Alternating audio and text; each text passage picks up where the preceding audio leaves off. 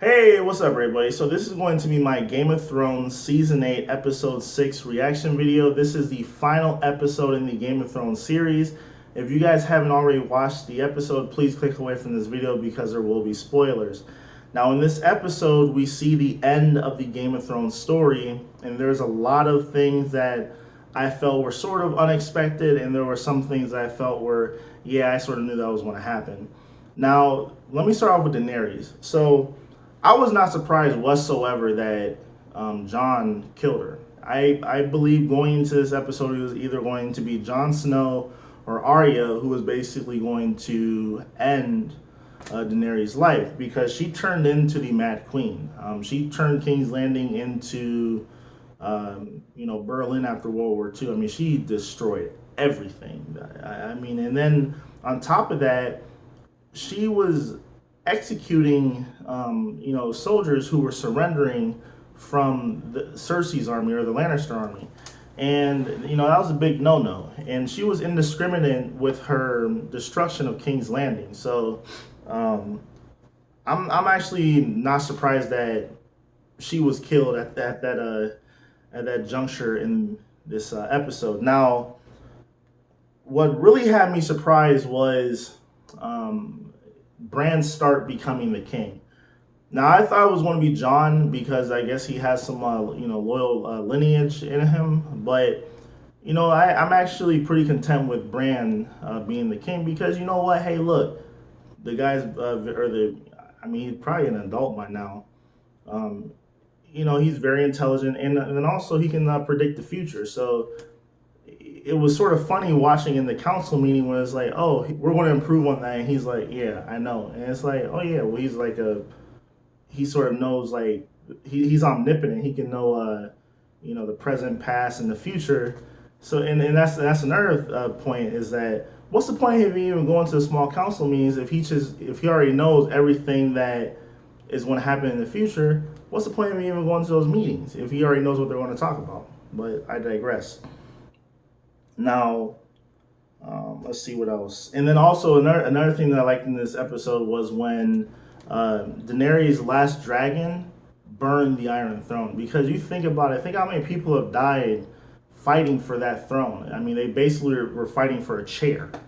I mean, obviously, if you sit on the Iron Throne, you rule Westeros. But I mean, the symbolism of the dragon destroying it sort of like ends the notion that, hey, look, this is a person who is going to rule Westeros simply due to the fact that they control, King's Landing. It should be who can rule the all the different kingdoms and stuff like that, and and do the best for the people. And before this season, I sort of thought it would have been Daenerys because she was in Essos freeing everybody, but then she turned into a crazy woman at the end of the last episode, and I'm like, yo, that does not need to be on the Iron Throne whatsoever. But and then also during the coronation ceremony, now I almost forgot about Edmure Tully, and like when he stood up, that was so freaking funny when he was like, so, I think I'm the person here with the most experience, and like everyone there was like trying not to laugh at him. I mean, this guy's a clown, but it is sort of true. He does have a lot of experience, but he's just not the right fit. And then what was even more funny was when Sam, what's the dude's name, Sam or whatever, he suggested that they should have some sort of representative democracy, and then all the lords started laughing even harder. And that's basically how they ended up with Bran, which I'm once again, like I said earlier, I think he's going to be a pretty decent king. Now, let's see who else. Oh, but then also with Bran, when he said, "Why do you think I came all this way?" When he was like, "Are you sure you want to be king?" And then Bran was like, "Oh, why do you think I came all this way?" I'm like, damn, that dude is cocky though. Like, he's like, he came to the interview like, why do you think I came to this interview? I want to get this job. I'm like, damn, dude got some confidence in him. And then let's see what else.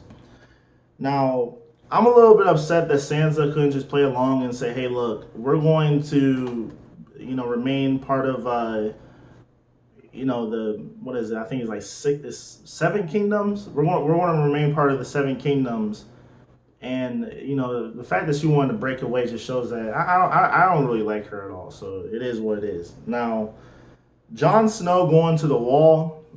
It's sort of funny because he basically was sent to the wall, and then it's like it's. I'm like, dang, dude, and then, but I don't know. I think that was a little bit messed up that he had to be sent to the wall because he really did everyone a favor, But I guess he had to do what he had to do because Unsullied, which they still had a very large force, and then also the Thraki. I mean that they need to do that so they can have peace. So it is what it is. But hey, eventually, or he basically got to go ride out with his homeboy, and he's going to live among the wildlings for the rest of his life. So I guess that's pretty cool. And then Tyrion's a hand again, and also the Unsullied when Grey Worm. Now I feel bad for Grey Worm because even he doesn't have a his man parts anymore, so it might be hard for him to pick up women or whatever.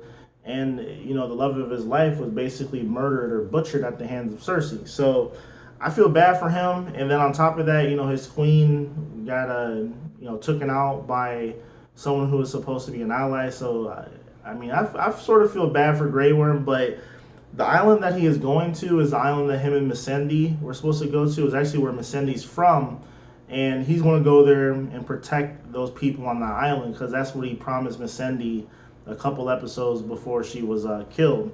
And also, Arya, she's basically turned into an explorer, and I don't know, maybe it should be like Christopher Columbus or something and discover America, even though there's probably people already living there. And then let's see who else.